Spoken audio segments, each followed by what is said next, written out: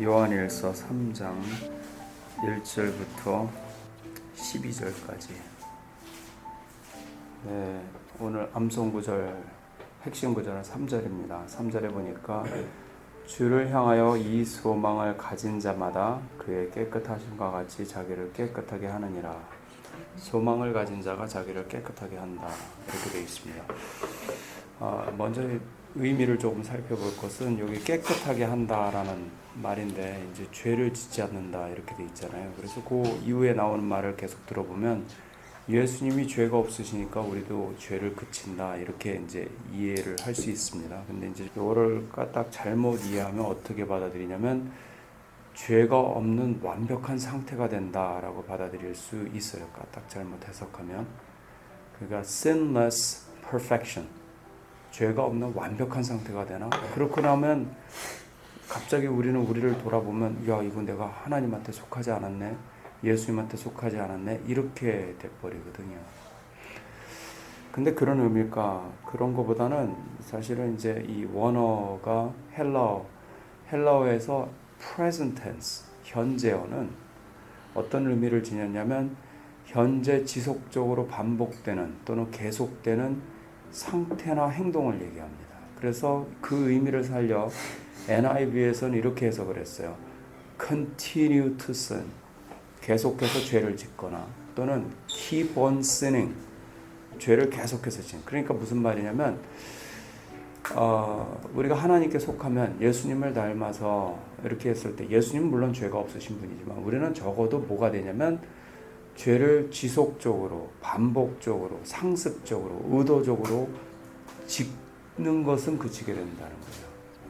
그리고 또 한 가지 또 우리가 짚고 넘어갈 것은, 여기서 이제 문맥상 얘기하는 죄를 짓지 않는다, 죄를 그치게 된다라고 얘기할 때는 이제 형제를 미워하는 것을 직접적으로 두고 얘기하는 겁니다. 그래서 형제를 미워하는 사람은 이건 마귀에 속한 사람이고, 형제를 사랑하는 사람은 이 그리스도께 속한 사람이다, 이 이야기를 하고 있습니다. 이제 근데 여기서 이제 조금 더 생각을 해볼 게 뭐냐면, 소망을 가진 자마다 그의 깨끗하심과 같이 자기를 깨끗하게 하느니라. 우리는 이 말이 조금 이해가 가요. 그러니까 이제 체험적으로 가지고 있는 거지만, 소망을 가지고 있으면, 미래에 대해서 소망을 가지고 있으면 현재 어려움 또는 대가를 지불하더라는 거예요.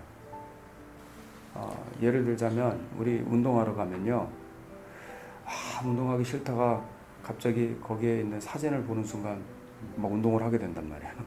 나도 저 몸을 갖겠다, 뭐 이런 생각으로. 그게 막 자극이 돼요. 운동할 때 그 뭐 TV 앞에 이렇게 세트가 있으면 보면 운동하는 채널이 나오면 그게 굉장히 운동 동기를 이렇게 자극하는 게 있지 않습니까? 마찬가지로 공부도 그렇죠. 학생 가운데 누가 공부를 열심히 하냐? 미래에 대해서 뭔가 청사진을 가지고 있는 애들이 열심히 해요.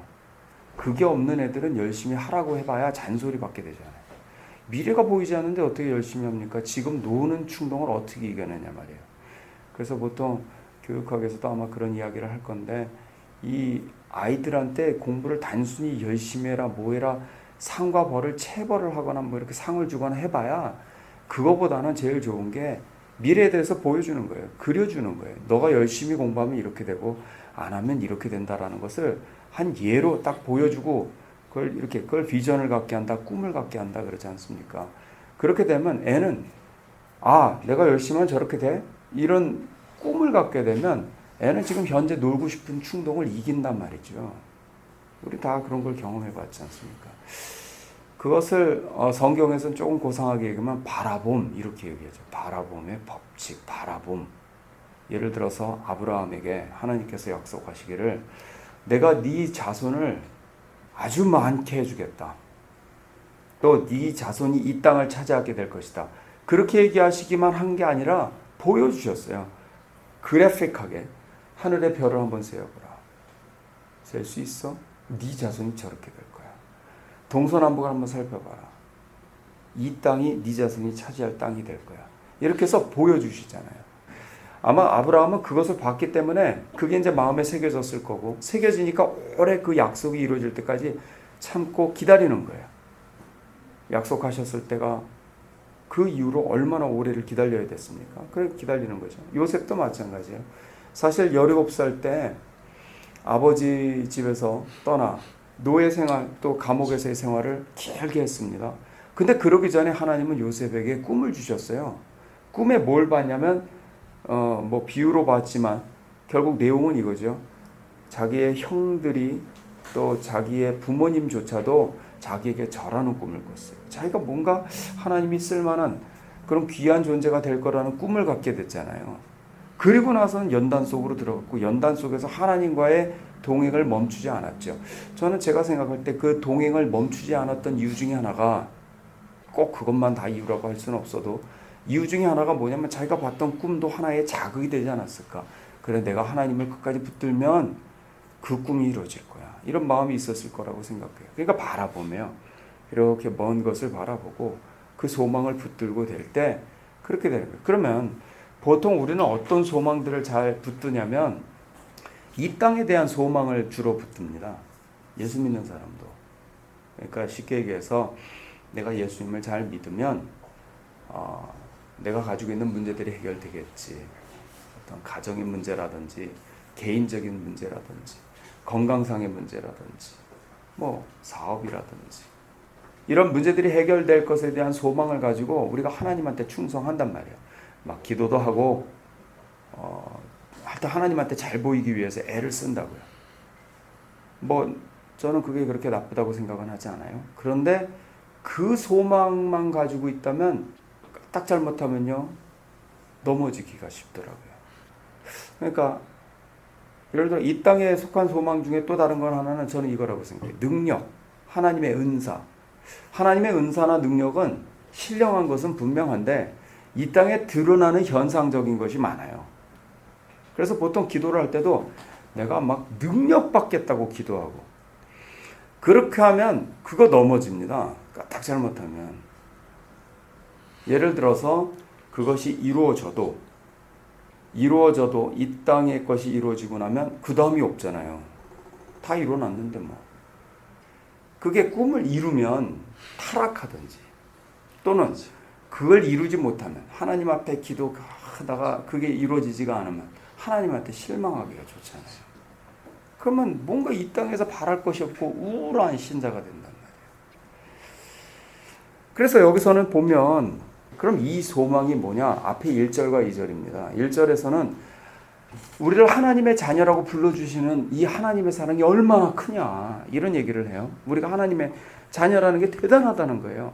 그런데 장래일은 아직은 몰라요. 2절에 보니까 사랑하는 자들아 우리가 지금은 하나님의 자녀라 장래에 어떻게 될 것을 아직 나타나지 아니하였으나 그가 나타내심이 되면 우리가 그와 같을 줄을 아는 것은, 그러니까 우리가 가져야 되는 소망은 뭐냐면 예수님과 같아진다는 거예요. 예수님을 닮아가게 되는 거예요.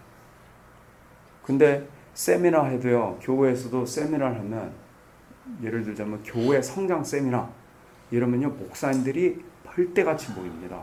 큰 교회에서 그걸 하면 이 땅에 소망을 두고 있는 거죠. 예수 닮기 세미나 제가 볼 때는 안 모여요. 절대로. 사업을 어떻게 하면 성공할 것인가 많이 모여요. 또 귀신 쫓아내는 역사 뭐 이렇게, 그게 신령한 것 같지만 신령하지가 않아요. 이 땅에서 드러나는 은사니까 그게 나쁜 거 아니고 좋은 거고 반드시 있어야 되는 거 분명한데 거기에 국한되면 그거는 아니거든요. 그래서 자꾸 그 우리 이전 세대 선배 목사님들이나 성도님들 중에서도 많이 타락한 분들이 있는 게 저는 그렇다고 생각을 해요. 그런데 여기 있는 소망처럼 예수를 닮는 것, 그게 잘 와닿지는 않는데 이게 와닿아야 우리는 제대로 신앙생활을 할 수 있다라고 생각을 하는 거예요. 제가 기억나요. 중학교 1학년 때요. 위인전집 읽는 걸 좋아했습니다. 그래서 위인전집을 많이 읽었는데요.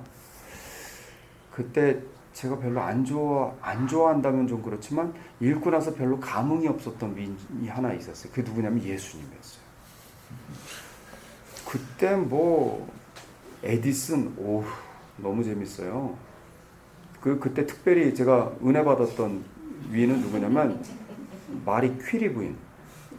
너무 지독한 여자예요. 너무 열심히 공부하고 막 제가 그래서 와, 이 대단한 여자다 이거. 그런 감동을 받았어요. 그리고 또 재밌었던 게 뭐 베이브 루스라는 그 야구 선수 뭐 이런 사람들 얘기는 다 재밌었어요. 근데 예수님을 읽었는데요. 그럼 돌아가시는 거예요. 그래서 그때 잘 몰라요. 제가 그래서 읽고는 난 이것도 어렵다 이거. 근데 이분을 잘 모르겠더라고요. 제가 막 그렇게 감동이 안 되더라고요. 너무 어렵기만 하고. 근데 제가 그때 뭐 사도 바울 이런 건 안 나왔기 때문에 그거 읽었으면 진짜 시험 들 뻔했죠. 저는 교회 안 갈 뻔했죠. 그렇단 말이에요. 우리가 예수님 남는 게 잘 모르니까. 제가 그래서 어제 이 말씀을 가지고 실험하는데 제 마음에 저는 근데 하나님 나라에 대한 소망은 있어요. 이 땅 소망이 아니라 하나님 나라에 대한 소망. 하나님 앞에 설 때 제가 그거를 다는 아니어도 아주 약간의 체험이라도 있거든요. 하나님 사랑을 내 마음에 느껴본 것들, 또 느껴지는 것들, 이런 건 있거든요. 그러니까 이제 성경의 인물들을 가만히 생각해 보십시오. 우리 히브리서 11장에 보면 모세가 그리스도를 위하여 받는 고난을 애굽 땅에 있는 모든 보화보다 더 값어치 있는 것을 위하였어요. 이는 상 주시는 이를 바라봄이라. 그러니까 하늘에서의 상을 바라봤다고 되어 있고요. 12장 2절에서는 믿음의 주요 온전케 하시는 예수를 바라보라. 앞에 있는 즐거움을 위하여 지금 당장 받는 십자가의 고난을 개의치 아니하셨다. 그분도 바라보셨어요. 앞에 있는 즐거움. 그건 하늘나라에서 즐거움이었어요. 다. 모세, 예수님. 바울도 우리 디모데후서 4장에 보면 나의 달려갈 길을 다 달려갔다. 마쳤다. 믿음을 지켰다. 내가 선한 싸움을 싸웠다. 그 이유가 뭐냐면 뒤에 보면 이제 후로는 내게 의의 면류관이 있을 것이다. 다 하늘나라의 상급이거든요. 의의 면류관이다. 상급이다. 보호하다. 하늘나라에. 이거는 이 사람들의 우리가 그런 언어를 사용하지 않으면 잘 이해하지 못하니까 그렇게 했다고 생각하고 가장 좋은 보화가 뭐냐? 예수님 닮는 거고 예수님 닮는 거를 저는 뭐라고 생각하냐면 하나님의 사랑 안에 그냥 들어가는 거예요. 여기도 아까 사랑, 미워하는 것 그걸 얘기했듯이 하나님의 자녀는 사랑하고 미워하는 자는 마귀에게 난 자라. 그러면 다른 말로 해서요. 사람을 자꾸 미워하면 내가 마귀 형상을 닮아가고요. 사람을 어떻게 해서든 나를 핍박하는 자까지도 내가 사랑하려고 애를 쓰면 점점 예수 닮아가게 돼요. 사람의 형상 자체도 그렇게 되는 거잖아요. 그래서 저는 그냥 우리가 생각할 때 이 땅에서 어려움도 있지만 기도할 때 뭘 구했으면 좋겠냐면 그냥 하나님 사랑을 좀 충만하게 느끼면 좋겠다고 생각을 했어요. 그거는 실질적으로 느껴지더라고요.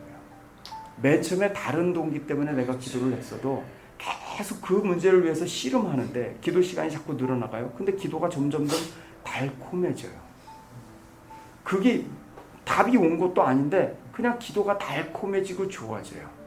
그러면서 뭐를 점점 느끼냐면 예수님의 임재를 자꾸 느끼는 거예요.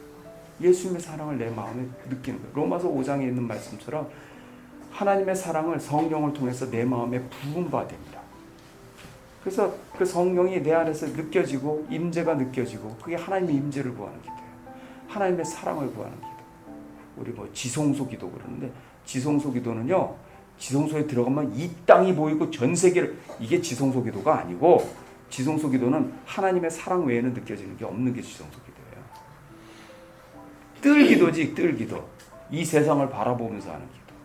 그보다 좀 나은 게 성소 기도. 성소 기도는 하나님의 말씀, 하나님의 능력, 은사 이런 걸 보고 듣고 하는 기도.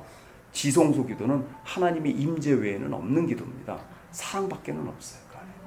저는 그래서 우리가 기도하는 동기도 그렇고 기도의 실체도 그렇고 이게 다 뭐가 됐으면 좋겠냐면 하나님의 사랑, 임재 이거를 구하는 기도였으면 좋겠다 생각을 해요.